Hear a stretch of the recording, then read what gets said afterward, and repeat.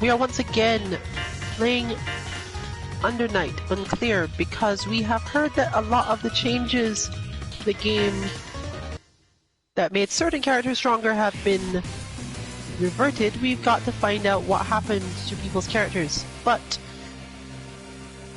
today we have no passcode on our lounge. You can simply search for 2_MK and join us. We have no limitations on your strength either. The only thing required of you is that you understand that this is a random stays on lounge. Literally, you have no way of knowing whether or not winning or losing will cause you to keep playing. The other thing which you probably want to know is that this is also a US East Coast based lounge. Rather, anywhere on the rim of the Atlantic is probably fine.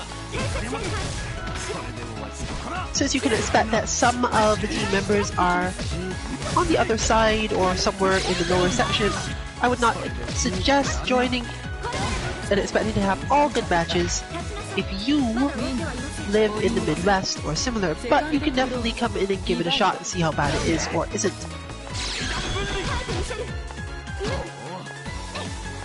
Since we don't know so much of it, and we definitely want to avoid as much misinformation as possible. And technically, because we're now getting clear on everything, I guess it's... I'm not going to make the pun again. Anyway, last time, because we were not sure about everything, and we were also not sure what changes were going to stay, we didn't really want to put a lot of information on the stream that someone might watch and misunderstand, or then have to go and get all new information about how things have been changed since then. We're expecting less of that this time, but we've also had not as much time to look into all of the changes that were made, since a lot of them require references to the changes that were made before, which we only partially understood. However, we will occasionally discuss the overall effects of those changes, specifically things like, well, Enkidu got really strong, and then they patched it back to probably not as strong.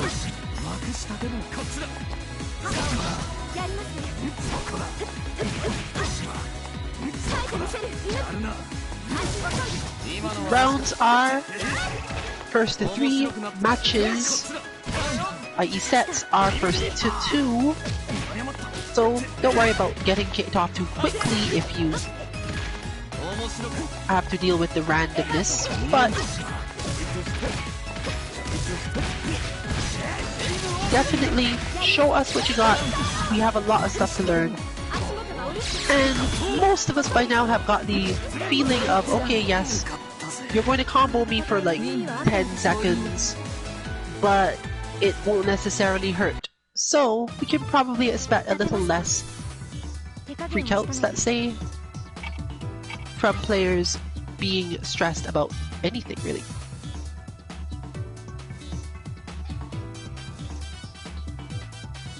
You can of course find the stream chat to your right most of the time. Just let us know the situation.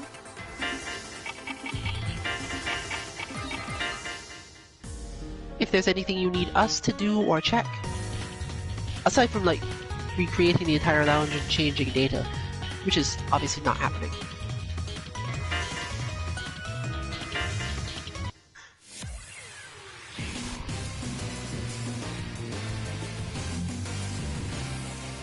Since the flow of matches has not generally changed too much in the game, we definitely will only be discussing that when it comes up, in the sense of someone needing to learn something.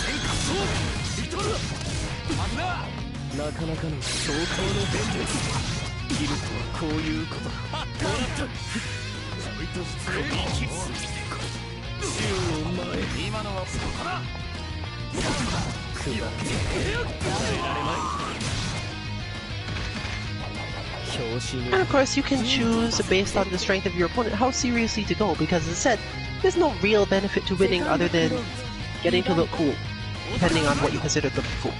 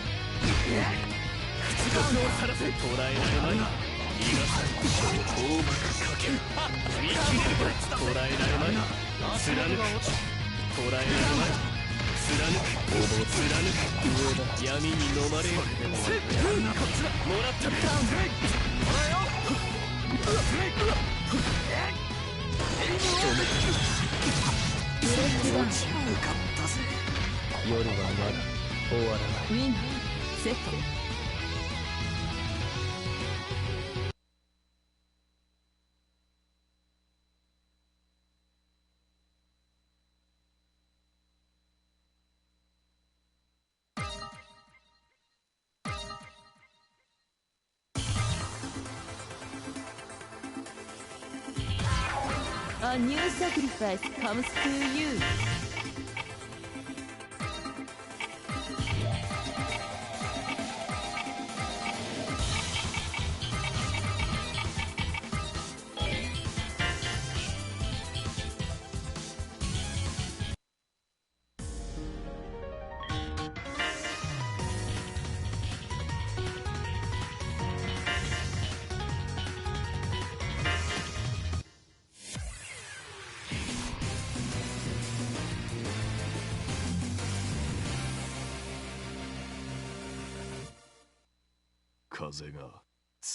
正義の名のもとにあなたを救済します。ファーストフローズディバイドエバージョン光るここからです。遅いです。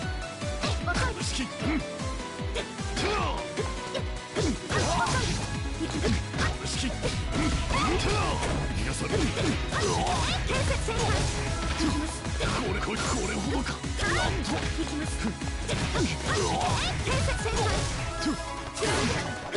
やるな。勝敗は決しました。セカンドクローズディバイド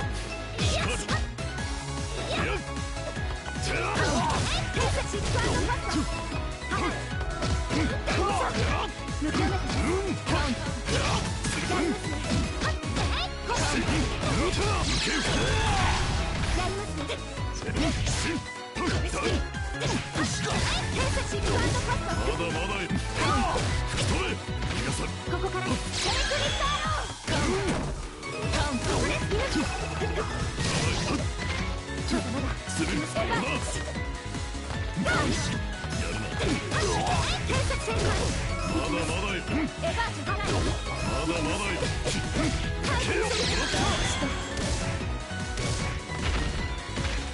その程度。ウィナしたことがー電気道サードクローズディバイドって重さリバインスラットあれランサーここで遅いですここからやります天才先輩まだまだ。これ進みました足も遅いですこれやるな。って重さここで遅いです行きますこれを見せてあげます上ですまだまだ。上です足も勝敗は決しましたウィナーオリオフォースクローズディバイド逃がさん。キッケラさん行きます重い。何。これを。行きます好きって重さやめて耐えてみせる天才シックアンドカット貫まだまだ。く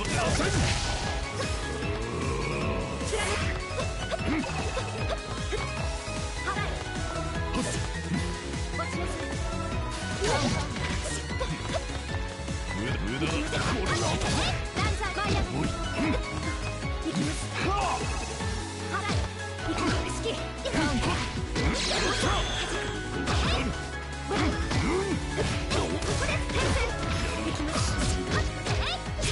続くぞ。やりますシェイクリット耐えてみせるシェイクリット耐えてみせる弾くする。読めてそこだ。そこで射抜く読めてそこで螺旋。やばい。タイムアップ勝敗は決しましたウィナーオリオ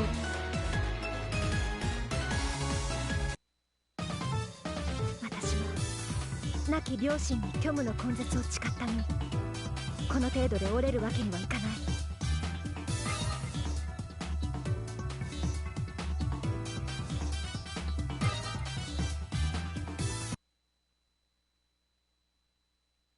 その力試さあなたにはせてもらう。犠牲になってもらいますファーストクローズディバイドいや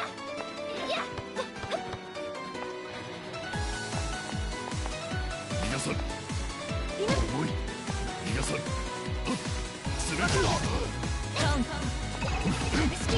行きます耐えてみせるで重さーカウン行きます油断します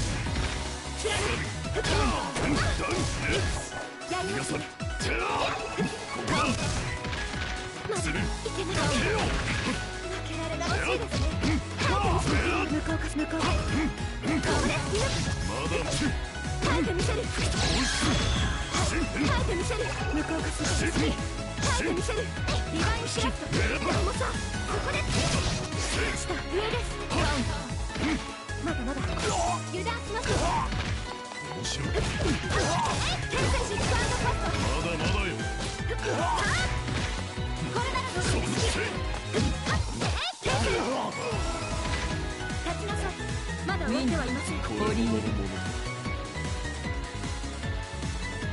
セカンドクローズディバイド払え奇襲は下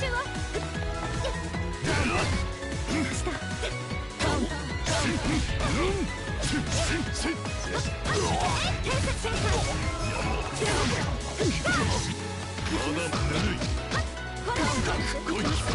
狙っていたい無駄張り。遅いです逃がさん。貫く耐えてみせるエバージンこれ遅いです行きますここですやるな。無駄。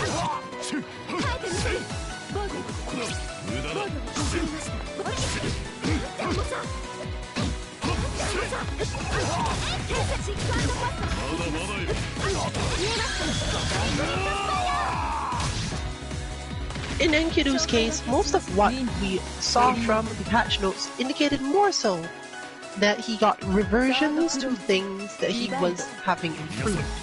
Meaning that technically the character isn't necessarily worse than he was before in Unist, but technically he's also not necessarily any stronger, whereas the rest of the cast seems to have gotten little things.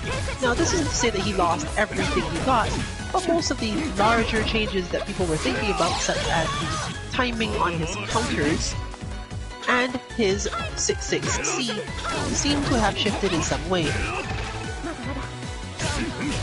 Whether or not those things are crippling or not, well, you probably have to judge it for yourself, but if you're not familiar enough with the game, the consensus on the internet is that it's terrible.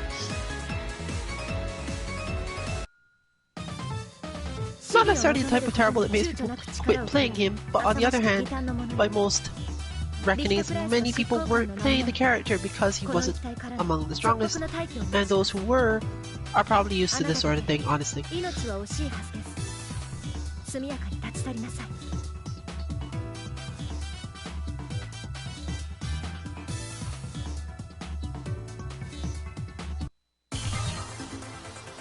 Since so many of the changes we got in the game are small and hard to understand when you look directly at it, many of the play styles, aside from Wagner, have remained more or less the same, with one or two combo routes or extensions added. In some cases, this is a big deal to certain matchups, but you shouldn't expect it to be an across-the-board increase in output or effectiveness. What you would have to hope is that they made a bad matchup better, or at least gave more options, even if those options themselves are not necessarily the best to use all the time. Additional options is always good, simply because if they're reasonable, if someone could think that you would be willing to do it, or if you can convince them of that because the move is not so terrible that you can't risk doing it at least once, then you have increased the amount of mental stress they're under, regardless of whether or not you think the move is good. Of course, if you have an opponent who can't be convinced that you want to use this move as a legitimate threat, then it comes down to a test of their reactions a lot of the time. If they're thinking you would never use that, they're probably not going to be prepared for the part of the matchup that using it actually helps you with. If they rely on that, then you can quickly prove to them, yes, I'm willing to use it. That doesn't come up so much in this matchup. Most of what Aurier and Gordeau got, for as far as we can tell, have to do with the way that they land hits and confirm, because they're both those sort of characters. They tend to control space and play footsies in a particular way, and characters like that usually benefit more from buffs that are based around their ability to convert and do damage once their opponent has made a mistake, or they have managed to make a good spacing setup for a read to make sure that the opponent had to make a mistake. Or rather, that they were put into a situation that is equivalent to a mix-up for this character type.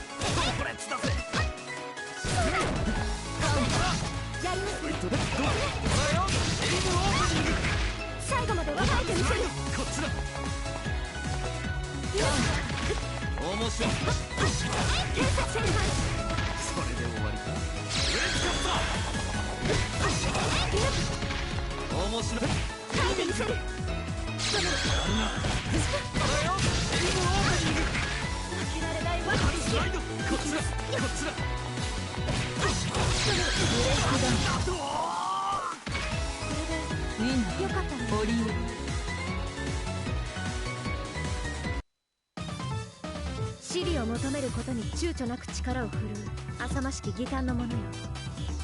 リヒトクライスの執行官の名においてこの一帯からの即刻の退去を命じます。あなたとて命は惜しいはずです。速やかに立ち去りなさい。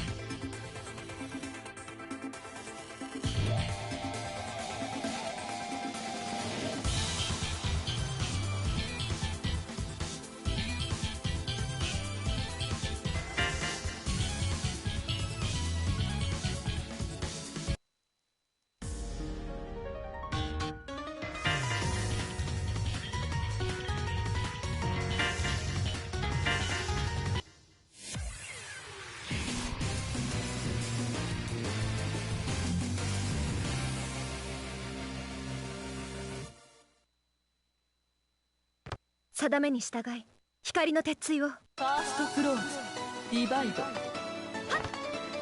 開いてみせる。って重さ。って重さ。って重さ。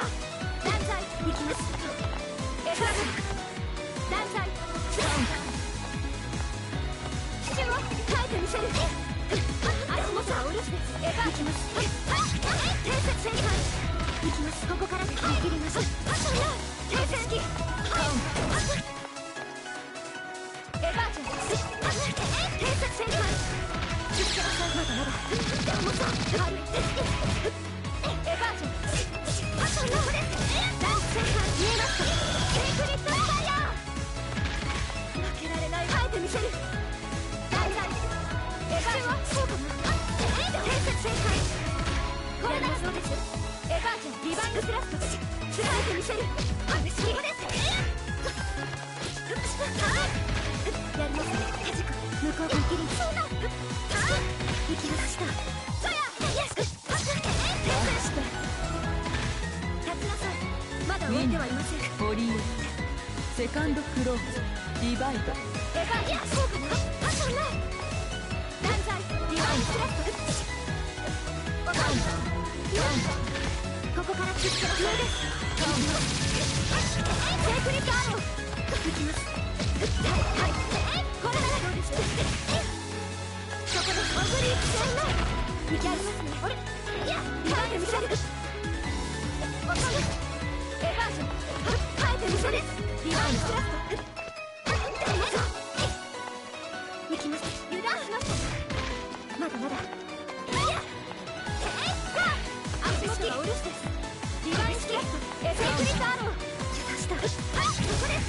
ダンス旋回やりますね。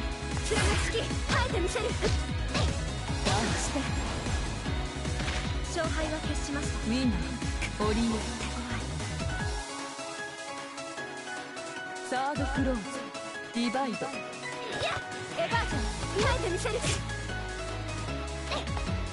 開いてみせる。おし開いてみせる。行きます。支柱をやりますね。Watching any of our streams of Unist lounges before will probably may have made you at least as familiar with this matchup as the two players currently playing it. This is a mirror match where a lot of thinking is obviously involved, but where, for once, the characters don't have to think too hard in terms of what tools they have available or want to use. They can just do things. And they have a fairly quick way of converting from one form of play to the other in response to the flow of the one on defense. So we'll continue to watch for that, assuming they rematch.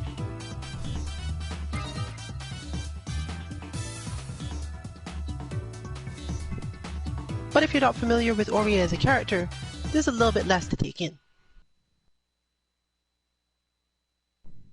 あなたには犠牲になってもらいます。あなたを救済します。ファーストクローズディバイド。耐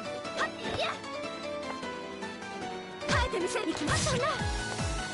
七人。これならどうです。はい。油断しません。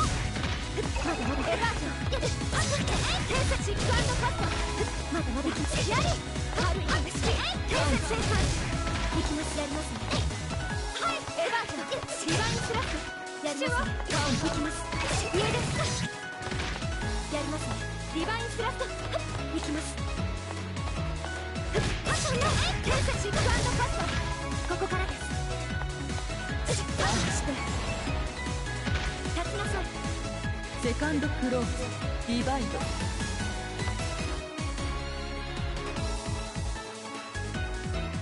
来なさい。足元がお留守でした。行きます。支柱をした支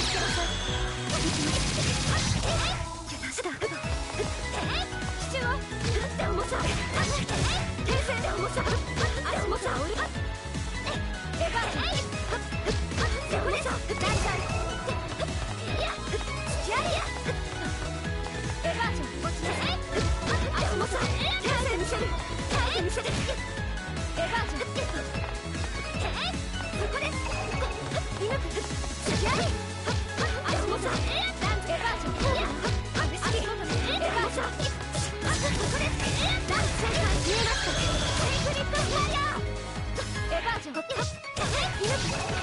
ここからです上です下テイクリップアロー行きますここからですテイクリップアローやります祈り遅いです行きますやり正解ここからです式式です上ですここだ行きますやりエヴァージョンして勝敗は決しましたウィナー次はこうはいきません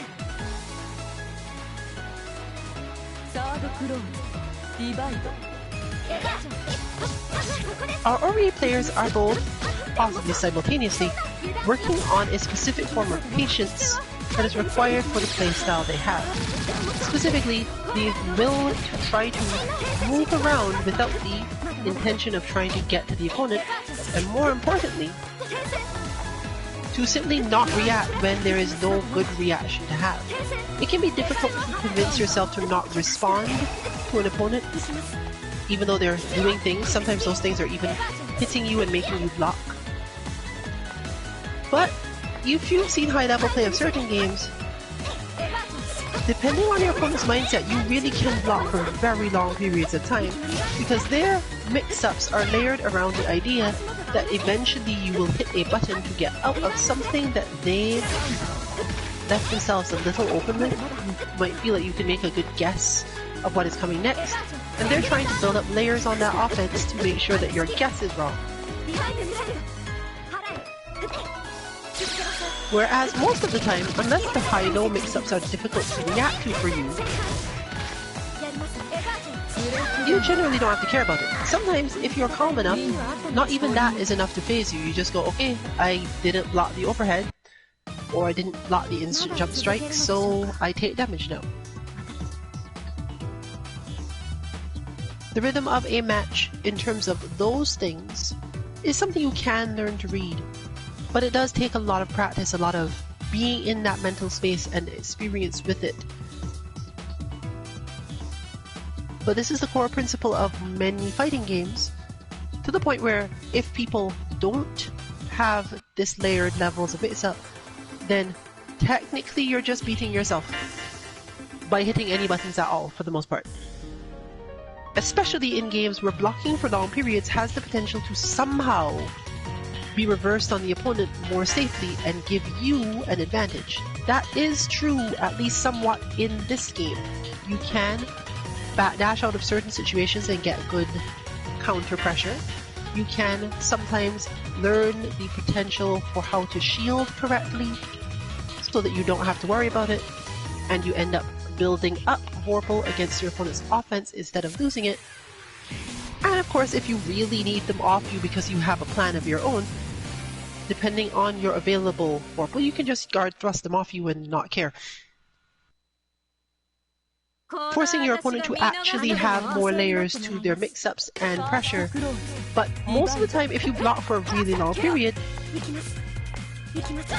people worry about other things and then don't have this option. It's up to you to figure out what exactly your opponent's mindset is while they're pressuring you.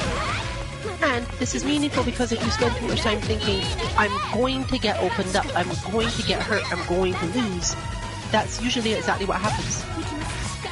Of course, it's difficult to sometimes actually get into that situation. You block for too long, they figure out how to open you up. It basically works, but do remember that most of the time pressing buttons is not going to solve your problem. And what it usually robs you of is the opportunity to carefully check and see if you can figure out where the actual holes in their block strings or their idea of when to change their pressure are.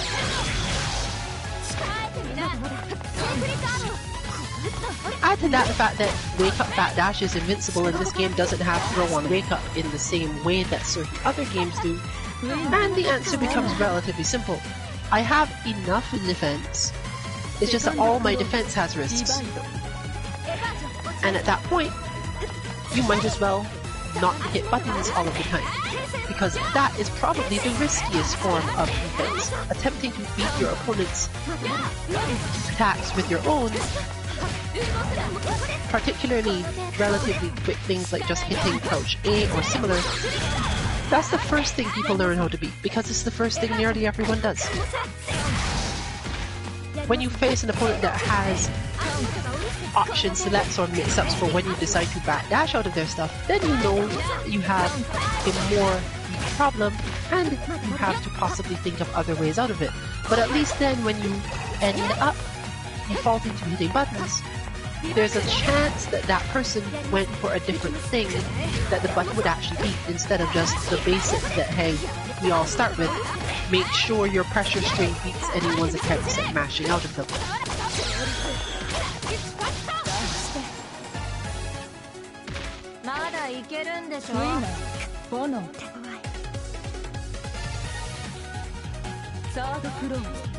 Dealing with Orie as Phonon is mostly a matter of awareness of when Orie is moving to a position where she will use her force function to get over your head. Meaning that when you're far away from her, you don't really want to try to pin her down. She doesn't have a whole lot of approaches that you can't beat, sometimes just on reaction. And even if you fail to beat some of them, she doesn't get good conversions off of them either. So once you have gotten far enough away from her, unlike other characters where most of the time you're trying to keep them still, you're trying to hit them with projectiles or make sure that something else doesn't happen before they start some crazy mix-ups or something, or it's a little bit too straightforward for that.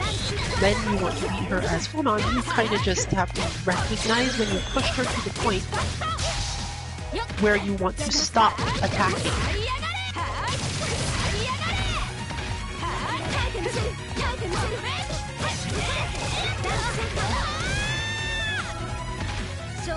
She's also a character who has enough reach to punish a lot of the block strings that Phonon uses that are otherwise safe, requiring you to actually care. In this case, everything I said before doesn't necessarily apply as much to this matchup, basically. Orie actually can mash her way out of at least some things that Phonon does. But Phonon has the way to keep up stickier pressure if she really wants to. What she lacks when she does that is the ability to use her meter correctly to get big conversions.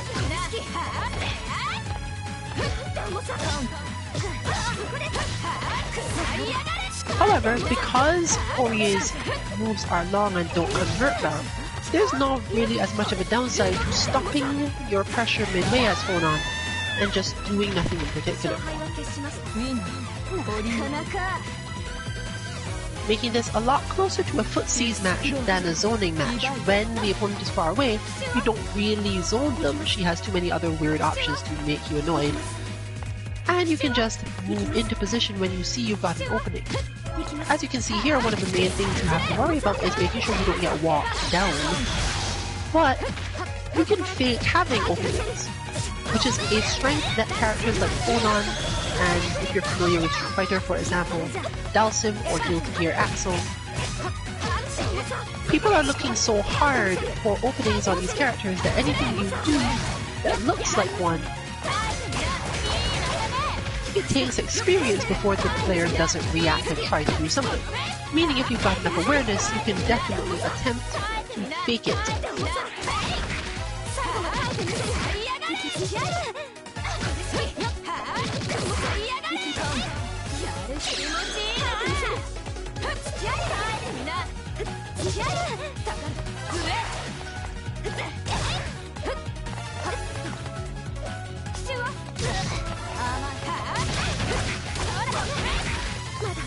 Ori's issue, of course, is that even if she does use the Thanatos correctly, she still has to convert correctly off of it.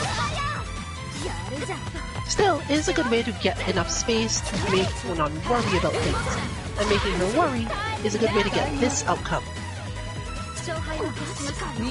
To go from attempting to keep her away to suddenly attacking will cause most players to flinch long enough that they will defend, and you can win by timeout, unless they are aware enough to keep in mind that timeout is about to come, because we do take a certain amount of slots. When it comes to games like these, we have a certain amount of mental space.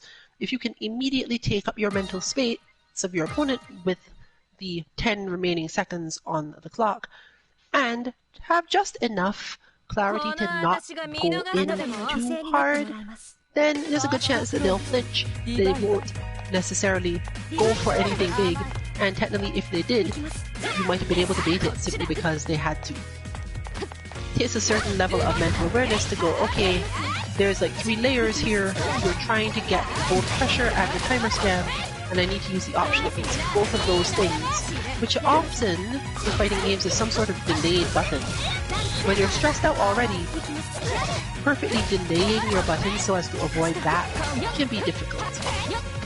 But that's on the opponents. Their aim was to stress you that much. And if they succeeded, then you probably shouldn't feel too bad.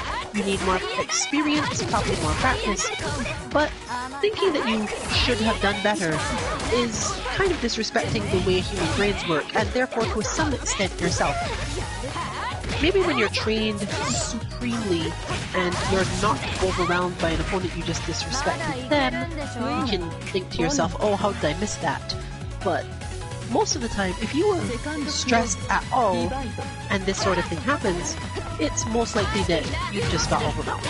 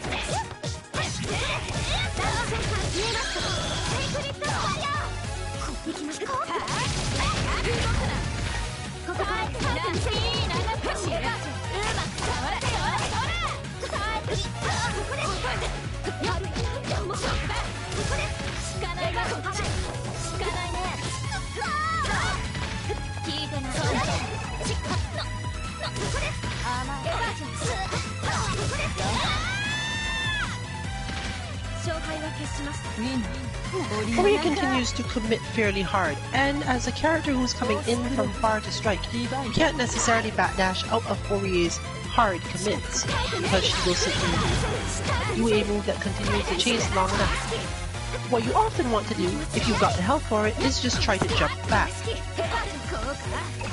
悪い君はお仕置きだ This will allow you to both counterattack, especially with Phonon.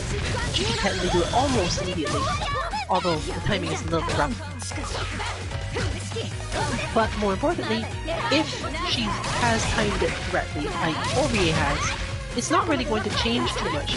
If you get pushed into the air, her conversions are still different, they're still more difficult. You simply, if nothing else, increase the mental strain on your opponent, simply making them do harder combos.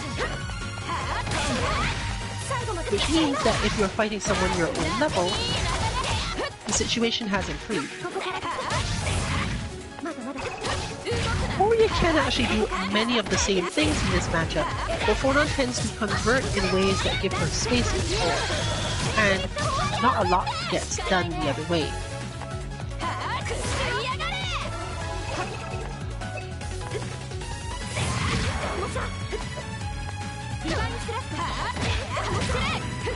There's a chip damage.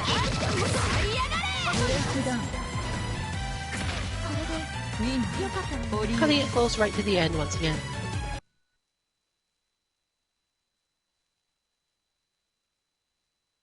Please remember, if you're joining us, that this is a random stays on lobby. You're not guaranteed anything other than practice when you get your turn. But we are courteous people for the most part. If we realize that, hey, I've been the one playing for the entire time, for some reason the randomness has favored me, you'll definitely see people drop and let you get your matches. So also pay attention up at the top for the same reason. Just because it is not currently looking like it's going to be your turn does not mean that it's not coming up. Someone might pass up their chance because they've been playing enough.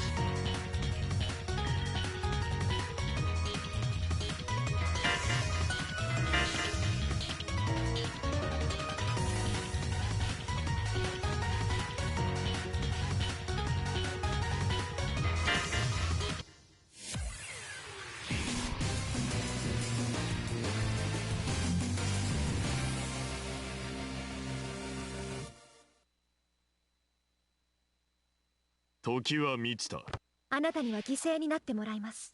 ファーストクローズディバイド後ろ手詰める進ダウンレッツ詰めるまだまだ重さここです光るここですここです後ろエバーションはっはっ行きます詰めるダンジャー焦る行きますダンジャー隙あり詰めるやりますかエバーションこっちです下行きます続くぞやりますねハードミシェルここですダンジャー見えますかインフィニットファイヤーまだまだよ行きますダンジャー Regardless of whether or not Enkidu's counters have become better, 行きます the general flow of the character tends to be the same, but it is possible to create a counter-based character who doesn't actually have the same limits. And that may have been what happened in the period where it was. Specifically, there are mental states that particularly fast or good counters can put your opponent in, simply because if the move is fast enough, you can prevent your opponent from being able to counter-attack your own pressure. And if you can convince your opponent not to counter-attack your pressure, then obviously you get to keep on using pressure. Even a minor change like that can functionally make a non-pressure character into something like one, or at least drastically increase it. We saw this when Karin Kanzuki in Street Fighter V got her V-Trigger too. It was a possibility to increase your offense without ever actually using the parry that was made available to her. That does not likely mean that the Wolf is going to stop playing Enkidu or even care, because certain players generally have a good idea of when the opponent is going to do something and are just comfortable with playing counter-style characters because they don't commit as hard to offense or defense as others. They just naturally decide, okay, I feel that you are now in a state where you want to get out of my pressure, or I feel like I'm going to get away with pressure right now. So they continue.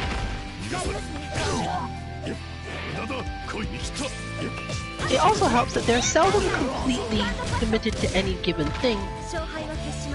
And if you find you're the sort of person who is planning ahead a lot in your movement, this type of character is not usually for you. If you can plan your movement, your opponent, let's call it sense, your opponent can probably sense your plans. And while obviously sometimes this going to work, they're much more likely to guess correctly, more so because they are also planning than anything else. In order to play this type of character, you need to play naturally enough for your opponent to stay in their own natural mental state, and then that gives you a better chance that when you do your counter, they were just having the reaction that was likely to get countered. Which makes the Enkidu mirror match incredibly weird, because if both players have that style, there's no way to know what's going to happen at any given time.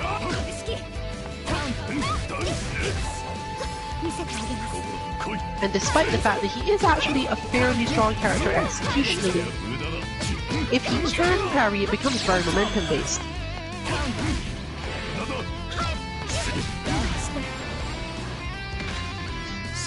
Orie, therefore, cares most about shutting down this momentum by doing a string that ends with her force function. Specifically, because Enkidu isn't so great at dealing with cross-ups, first of all. But, more importantly, none of his good counter moves easily deal with a person who is moving, and his moves tend to be very binary. Either he's going to try to do a move that moves him forward, or he's going to do a move that keeps him basically in place. Orie can take advantage of this, therefore, by hitting 2 strikes, probably mediums or something, and then just vaulting over his head. He can in turn be ready for this, but it's not going to help a whole lot.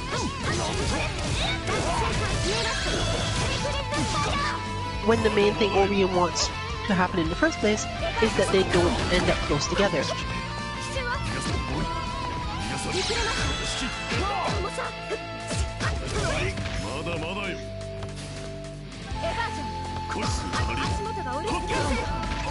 You can see in this space, for example, that Enkidu is able probably to parry out of the third hit of a lot of things she wants to do. And sometimes he just doesn't have to bother. Without the vault, she mostly just hits 2 buttons and then stops, for fear of being countered, if one was aware enough of the whole thing.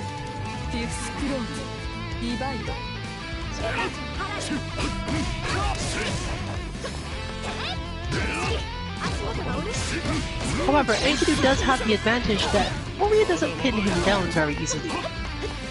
She tends to need to hit buttons that are in the same type of situation as Phonon. I could hit you, but I can't convert it to much big enough damage unless you have made a mistake. And this gets harder as the player playing Orie has more trouble actually doing their combos, or doing very damaging combos. Since it simply means that whenever you do get to hit Enkidu because the player has made a mistake, you can't outlast his damage.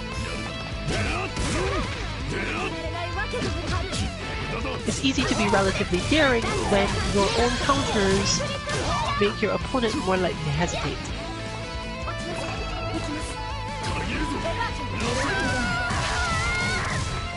And of course it helps to have 1 button mid-range anti-air. Enkidu.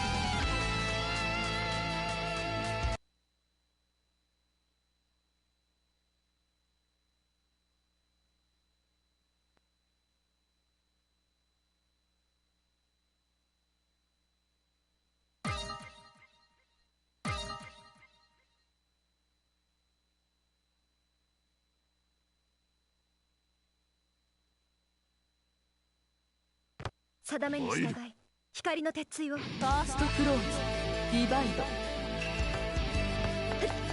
行きます。そや行きます。はい、見せる。やります。ここだ。無駄だ。行きます。ここです。ダンスファンドパスタ。ダンジャイ行きます。やりはい、好き。まだまだ。そやここだ。まだまだ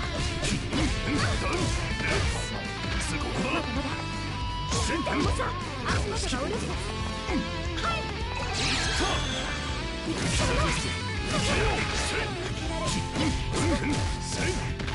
まだ付き合いここだ。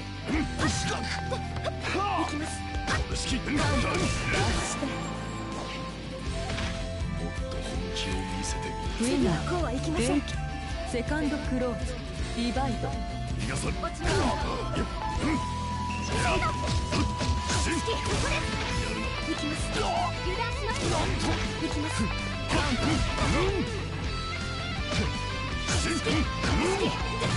いてみせる。甘い。まだまだ食らえ。逃がさん。ここからです。ここです。ダンスは見えますか。セクリットファイヤー。まだまだよ。逃がさん。ここです。まだまだよ。ダンス継戦レバージョン。ここだ。油断します。行きます。後ろか見切った。継戦はい。ここです。たげるぞ。行きます。行きます。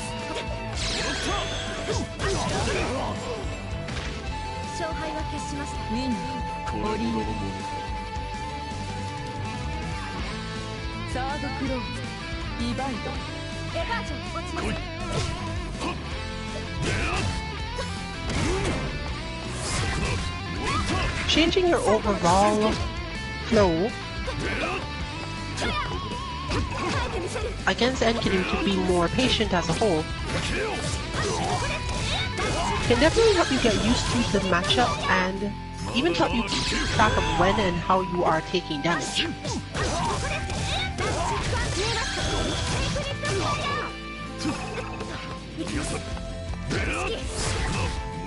This makes it easier to think about things, but it won't necessarily get you through if the player senses that this has happened and becomes very aggressive or starts to use options that you wouldn't be expecting because you're trying to stay in a calm mental state.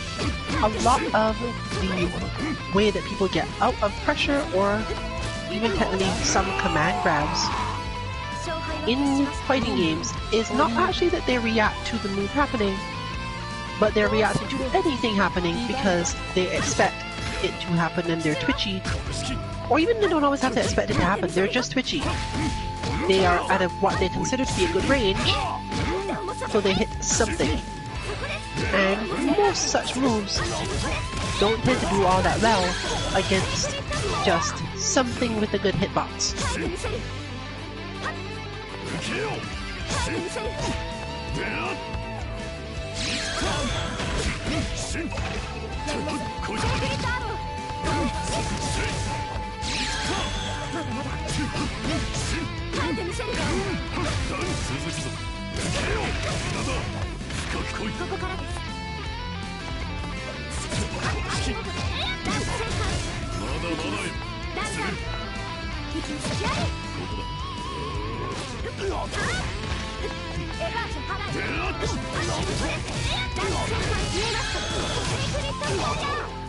Ori does, however, have one huge advantage. She deals with it really well when Enkidu misses an attack. ウィナー遠軌道 And that only requires enough awareness クローズ to make a conversion off of it.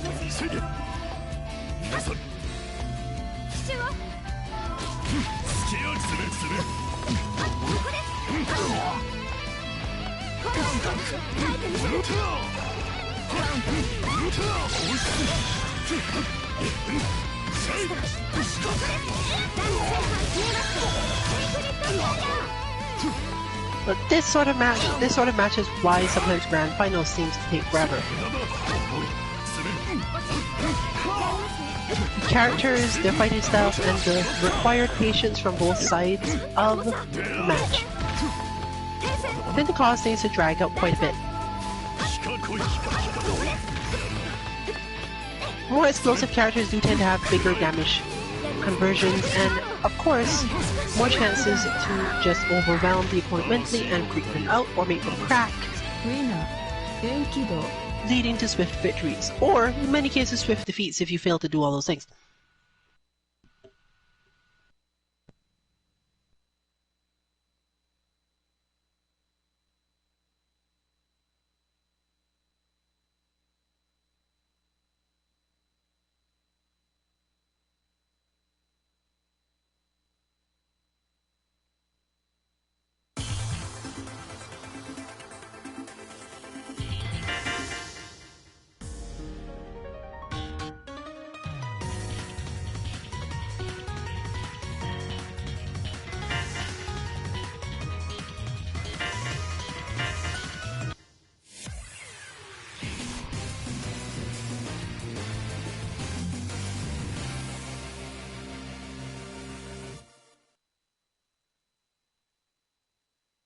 退屈しないで済みそうだ。あなたには犠牲になってもらいます。ファーストクローズ、ディバイド。最後までわかりませんよ。足元の最後まで。タイプ見せる。足元がおろす。やりますね。エヴァージョン落ちます。 One of Ori's largest problems when you're first getting used to this matchup is how easily Gordo walks out of range of certain lows and other things you would want to do. Since she's used to, as a character, being able to play footsies, a character who is able to just walk away and then punish anything she sticks out is a quick fix for her playstyle and a problem in lots of ways. One thing that does help here is the Assault command, not necessarily because Ori has great assault, but because if she uses it into certain things, if she expects Gordo to get away, it makes the character and player slightly more twitchy about things.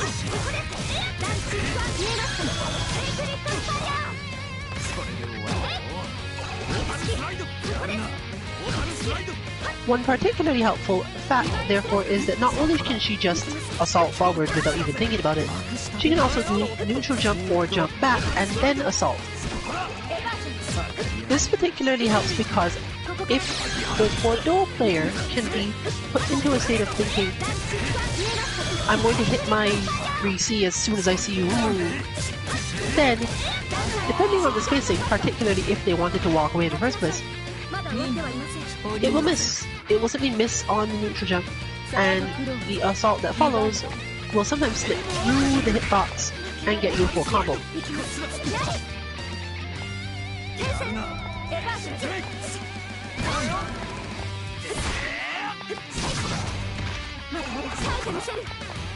This at least causes Gordo to change the options he wants to use in the situation, which is all you really want.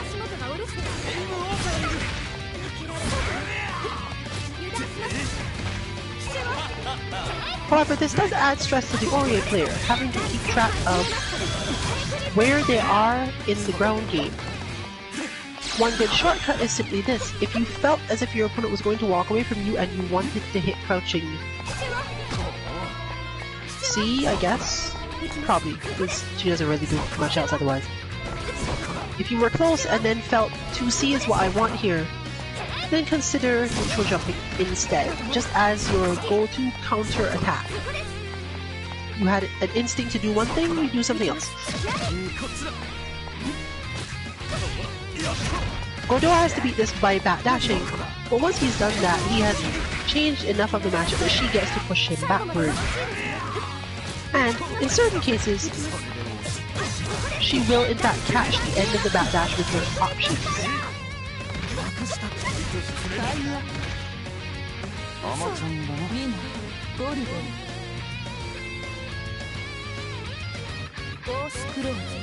ディバイド。そこだそこだずっと甘く見すぎた。やりますね。まだまだこっちだ。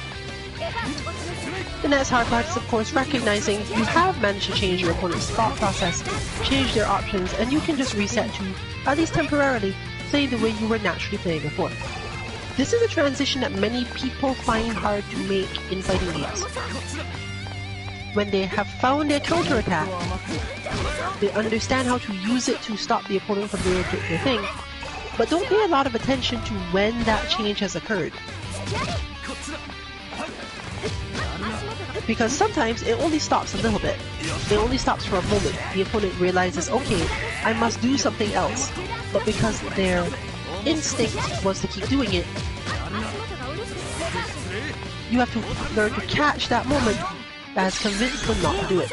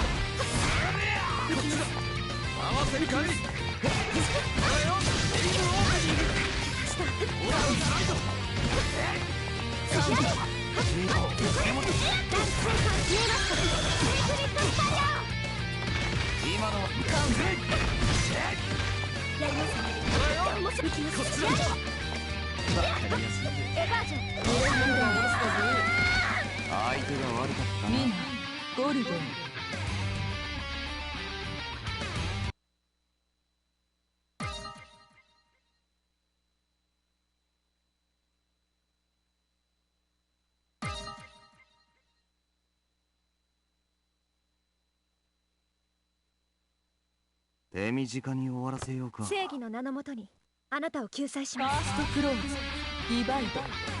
エイムオープニング。奇襲を奇襲をそこだ行きます。それもっと足元がやりますね。ここです。行きます。足元が足元がほらよエイムオープニング。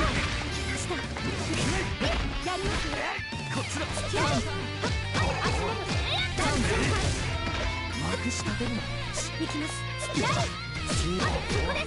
ダンス戦艦見えますか。テイクリットスパイラー。それで終わりエイムオープニング。グリムリーパー奇襲をほらよ行きます。こっちだこっちだズメイズメイほらよエイムオープニング。ビクトルマグナやりますね。ここです。ダンス戦艦面白くなってこ奇襲をまだまだそこだ奇襲を足元がお留守です。奇襲をズメイエイムオープニング。来ました。今日だ立ちなさい。まだ終わってはいません。オリーダぜセカンドクローズ、ディバイド。奇襲を行きます。奇襲をそれで終わり奇襲をファイトでしょ。ここです。ファイトでしょ。ここです。ダンス戦艦見えますか。テイクリットスパイラー。そそれで終わりか。行きます。どうだよ。エイムオン。戦火消火。ビクトル。爆だ。下ダンそれで終わりか。サイタイムシェルスメイク。どうだよ。エイムオープニング。まだオタルスライド。やりますか。まだまだ生きてる。やり足元でダンス戦艦見えます。セーフリットファイヤー。だぜ。今のは惜しかった。手加減なしだ。ここからここですそこだ。バージョン見え見えだな。足元でダンス戦艦面白くなってる。まだまだタイトルシェル断罪父を行きますリバウンド勝敗は決しました。ウィンオリオサードクローズディバイドちょいと失礼。ワンほらよ。今のは惜しかったな。スメイク。ダンス艦見えますセーフリットファイヤまくしたて。スメイク。ー。まだまだオタルスライド。スメイク。足元がおろしですそこだ。面白くなってきた。ほらよ。ダンス艦のカットまくしたてねって。最後まで分かりませんよ。リバインスラッシュリバインスラッシュまだ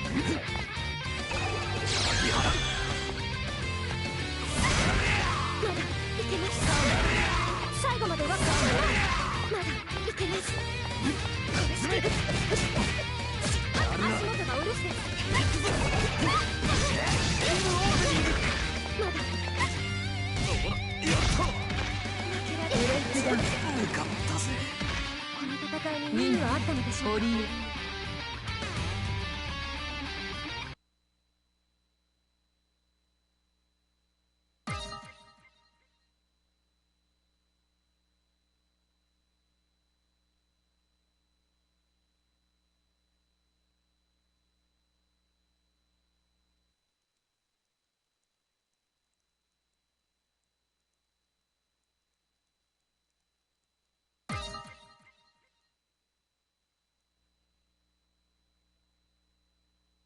ようやくお出ましかい。あなたには犠牲になってもらいます。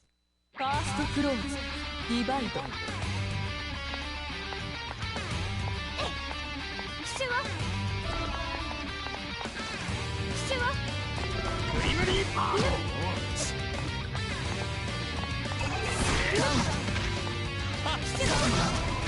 まだまだもうさこっちだそこだリバインスラッシュ父はリバインスラッシュそれで終わりか。ダンサーそれで終わりか。グリムリーパー。それで終わりか。リバインスラッシュ好きここですダンス父は行きます父は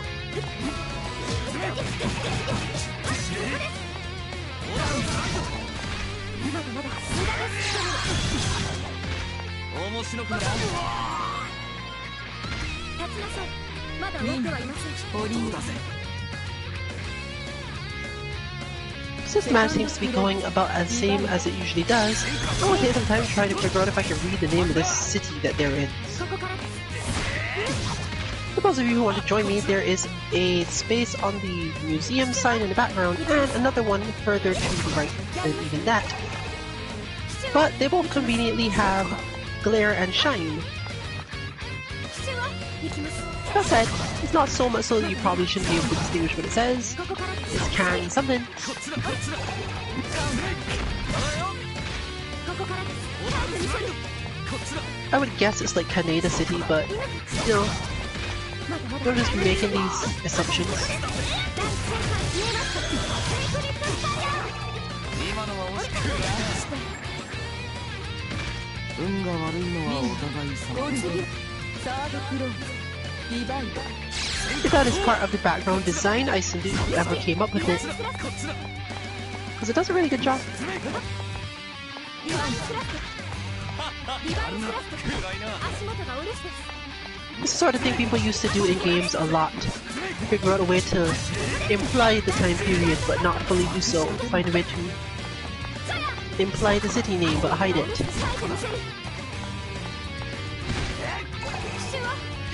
Or go the opposite and find a city, especially if you had the USA setting, where like 17 different states have this city's name. And then you just don't mention the state. I remember this from Secret of Evermore and Podunk USA. I'm not sure if there's more than one Podunk USA, but I'm willing to bet there is.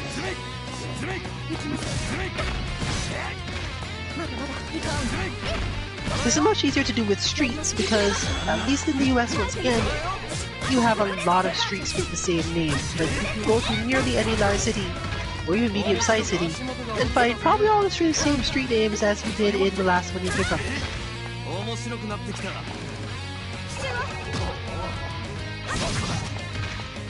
Kanakel? Kanakel's Kanake City?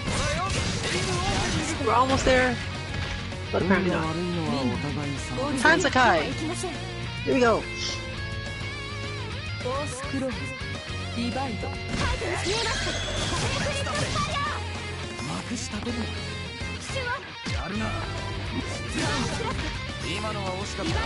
Probably I could have just looked out somewhere, but we'll fun with that.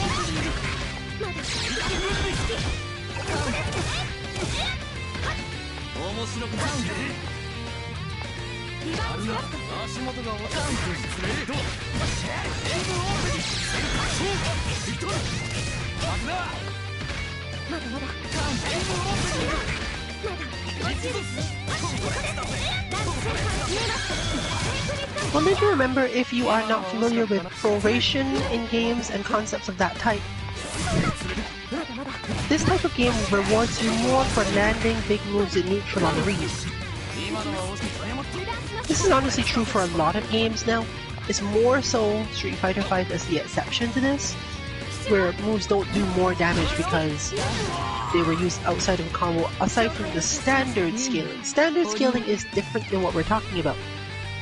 Standard scaling is simply, this move hits this hard but is the third move in this combo. Sometimes it's not actually hits.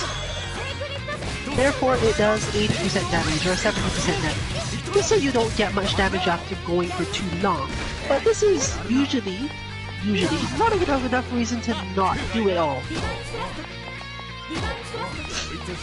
Unless of course continuing this combo, your opponent has nearly full health, you need the meter for something else, and the meter you're using up to continue the combo is only going to get you a tiny bit of damage. But we're not talking about that today. We're specifically referring to the fact that if you manage to land a certain attack, not necessarily even as the first, second, or third hit of the combo only, but also the fact that if you started your combo with a quick move that was let's call it to a... One way to visualize this is that you put your opponent's body on guard already. They know to roll with it, they know to do whatever is physically required, even though they can't actually land any more hits. They can't avoid any more hits. To lessen the amount of damage the hits do to them. Is this a real thing? No, probably not. But it does a good job of balancing fighting games, and that is probably a somewhat realistic way to remember it, even though it is not in itself realistic. Or maybe it is, and we should ask some MMA people if it is.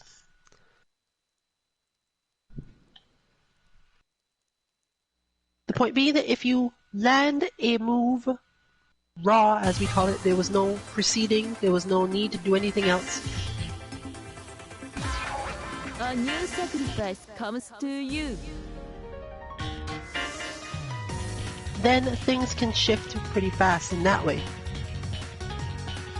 You get a lot more damage out of it, and you get a lot more, which is again the proration that comes from it. The move itself hits harder because it was the first move to hit. And sometimes this also means that the proration based on the first hit, because that's generally what it's based on, is better. I can't think of a specific example right now. You generally should look these sort of things up if you care about the game. But let's say that there is a 70% proration on a 2A, as in you start your combo with that, everything else in the combo is going to do at most 70% of its normal damage.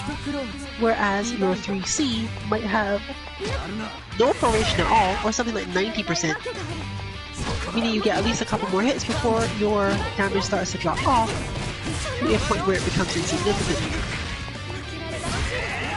But now we're going to get to see this matchup with a different approach to it.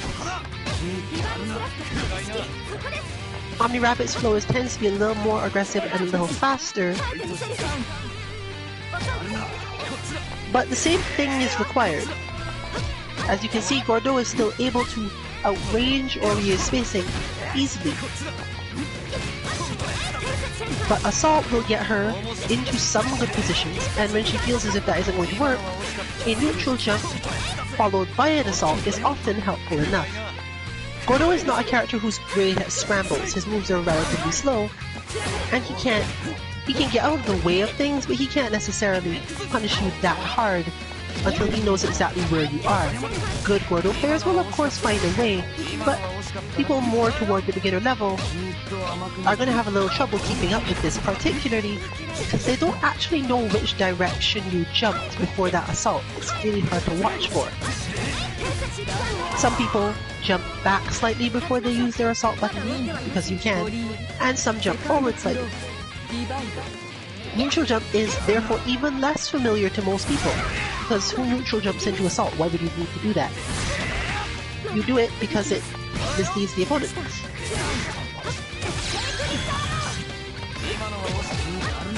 And as we can see here, putting the mental strain on your opponent of recognizing that this may be happening changes their entire response phase, making it a little bit easier for Oria to hit with stand B or just walk into a range she likes better. With her main limitation being the skill required to land her cross-ups perfectly. As you can see, these are not easy things to do. But the other thing that often happens is that if you manage this correctly, the opponent, as mentioned at the start, stops walking backward, which is all you really wanted. Having the mental space to therefore go, okay, I have done this entire complex thing that technically could lead to me getting damage, and therefore I have to remain vigilant for when you messed up your part, and I could actually get damage off this. But all of that was really just so that you'd stop walking away from me so I could do my other stuff. Like that. It is definitely hard to do this. It is something you work on for long periods in fighting games.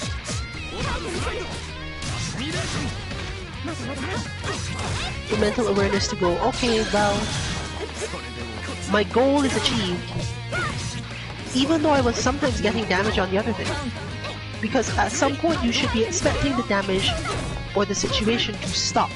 That's the main thing to try to keep in mind in these scenarios. When you are doing something like this, it is because your opponent is frustrating you in some way, but their response to it, to stop it, is fairly easy. It's just that that's the action you wanted them to take to begin with. まだ立ち上がる力が残っているなら、おとなしく武装は解除し、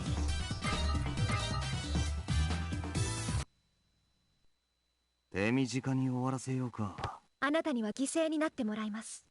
ファーストクローズ、ディバイド。そんな負けられない。こっちだ。重さ。断罪。こっちだ。断罪。そこだ。行きます。そこだ。こっちだ。やった。やりますね。行きます。やります。行きます。そこだ。こっちだ。こっちだ。最初のシェル。やるな。天才シックアンドカット。行きます。じーっと甘やるな。シックアンドカット。リバインスラット。今のはじーっと。これだけの油断します。行きます。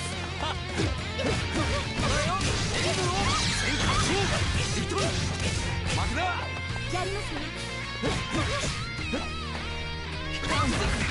最後までリバイン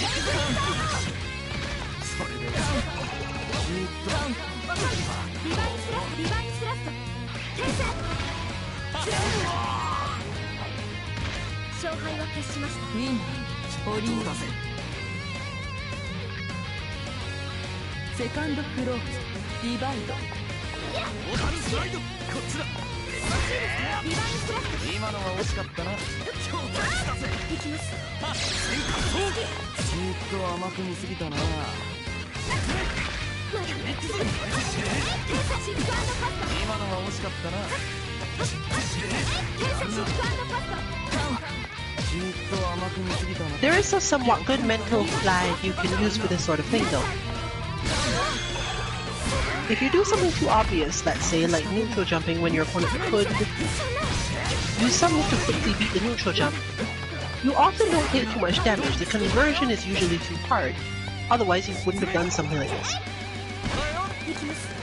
I know that some players like me find these options by thinking about, primarily, what is the hardest thing for my opponent to punish me for? オリー Even if I can't think of an immediate way for this move to help do damage, it doesn't take a lot of damage when I do it, and it adds to their mental stack no matter what. If they wish to hit me, they have to do something different, which is by itself more mental strain. 今のは惜しかった。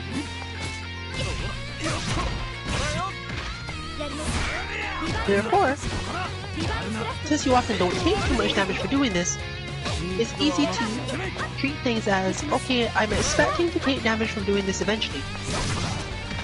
And taking the damage is usually the flag, especially if your opponent can't combo or get much out of it. It's usually the flag that they're going to stop doing the thing, because now most players, even at relatively higher levels, will keep on thinking, well, if you keep on doing that, I'm just going to keep on hitting you. ディバイド Because hitting you is easy. You're doing something that isn't a great idea, and I can easily hurt you for it. Even if I can't hurt you very much, I'll try. But the situation required for them to try is the one you wanted. So, I took damage as the flag for, oh good, the thing I wanted to happen has happened. I can now hit them with loads.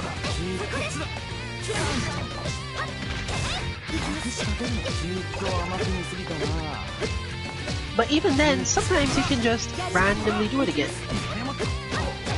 Not because you expect to get away with it, but just to remind them, oh, I'm still willing to do this, would you like to keep on trying to hit me?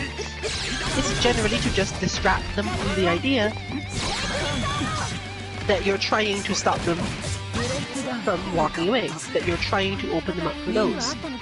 If you can pay some of your health for this sort of situation, especially if you are feeling as if you're in command of the match otherwise, it can be a strong benefit to you on the mindset front, which is why I give the advice about how to manage to do this without causing your own mental strain to increase too much.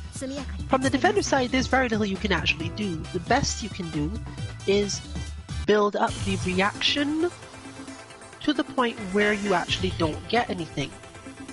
You don't have to think about it in order to smack them out of the air or get that small damage that you usually get.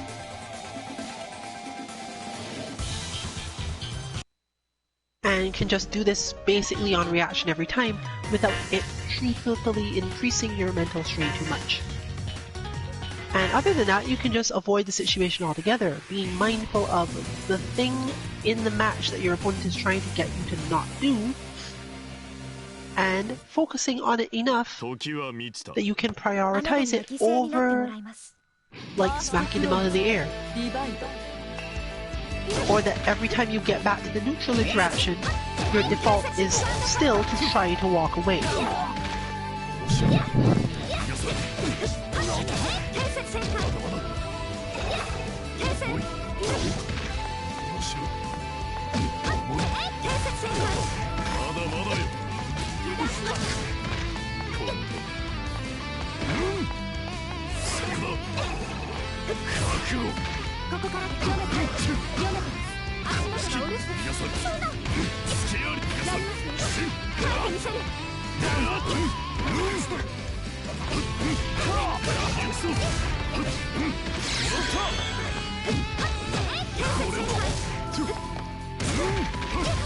立ちなさい。まだ終わってはいません。保留。セカンドクローズディバイド。遅いです。リバウンドクラスト。遅いです。遅いです。行きます。そんな耐えてみせる。足も遅いです。耐えてみせる。エバージョン。続くぞ。警察に不安のカット。エバージョン。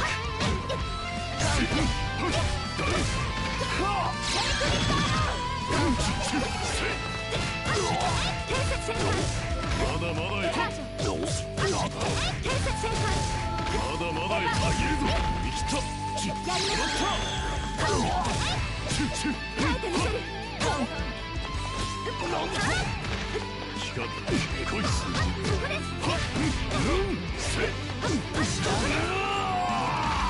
勝敗は決す。サードクローズディバイド。足元が多い。そこです。耐えてみせる。耐えてみせる。苦手だ。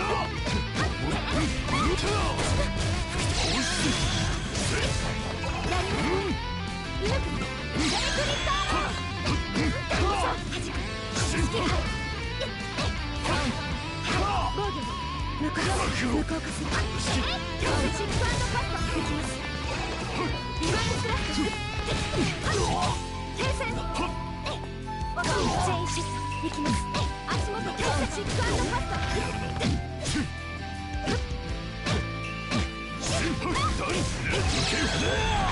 やりますね。ここからです。まだまだ。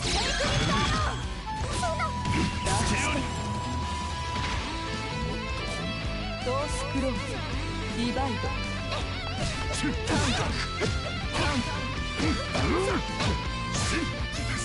エバージョン。ここで停戦。第一戦艦。エバージョン。下戦艦。やります。貫く。アルファ式。耐えてみせる。耐えてみせる。遅いです。ここからです。グリッドアロー。行きます。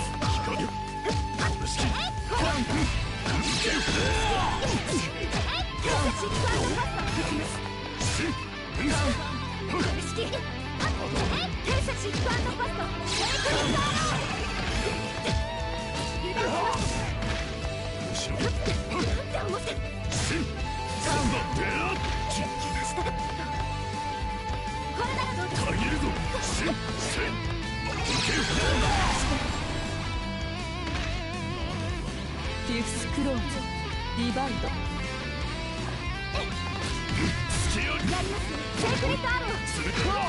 If you've never paid much attention to Enkidu's effects, one of the things that makes his character special is the fact that whenever he lands a counter hit, he puts his opponent into a state called Havoc. Basically, once a player is under the Havoc effect, further hits do extra damage. And of course, Havoc goes away at that point because you hit them.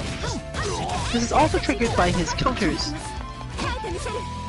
But it does mean that every time you misjudge what you should do against Enkidu and he punishes you at all, he's getting what could be considered reverse proration.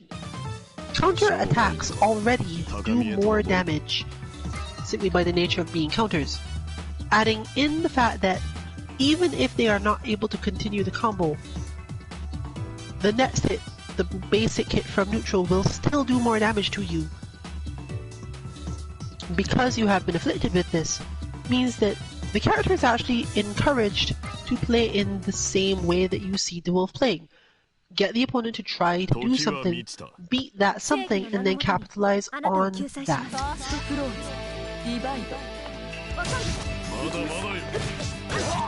So if you want to check this out, you can simply watch Orie's side of the screen because the effect does not show on Enkidu's side. It comes up briefly, just like Recovery or Jared Vorpal. it shows on her side that havoc has happened.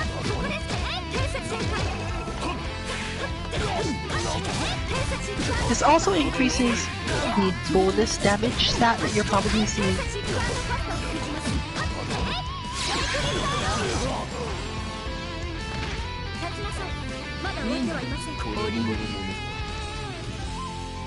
But explaining bonus damage is a much longer explanation for another time.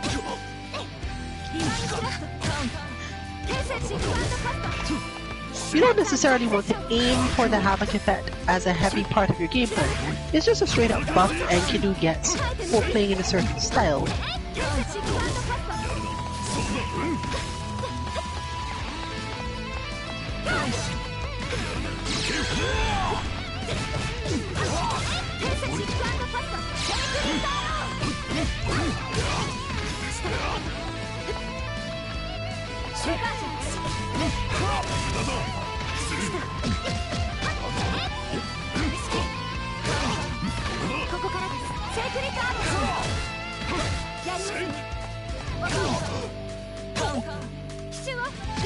Normally, as you can see, Havoc can also re-trigger.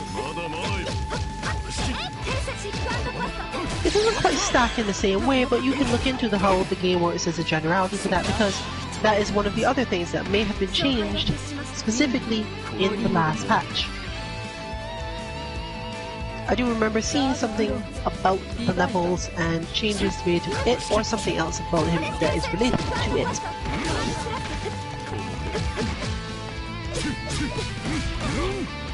In most cases, this is not so bad of a nerf by standards most people have, because it just means that, honestly, he's not quite so strong at, let's say, deleting characters that, or players that don't know how to play the game yet and tend to get caught in pressure strings. It's less likely that it has to have a heavy effect on high level play, but you don't know that it did nothing. Obviously, there are going to be momentum swing times where you make 2 wrong decisions and die instead of 3.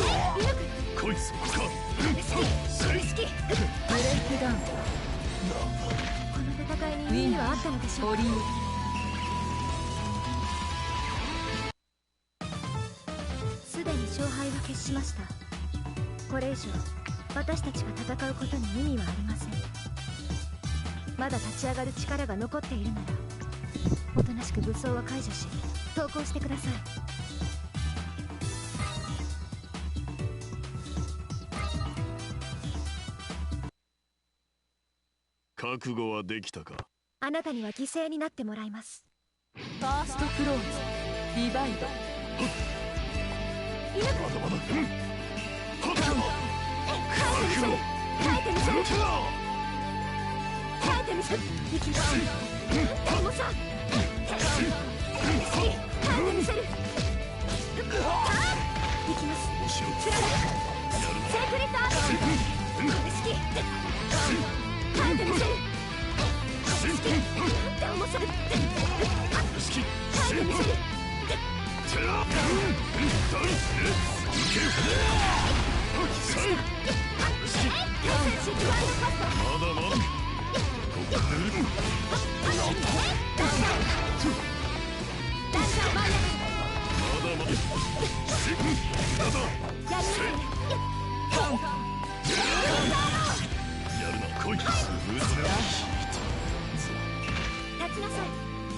セカンドクローズディバイド。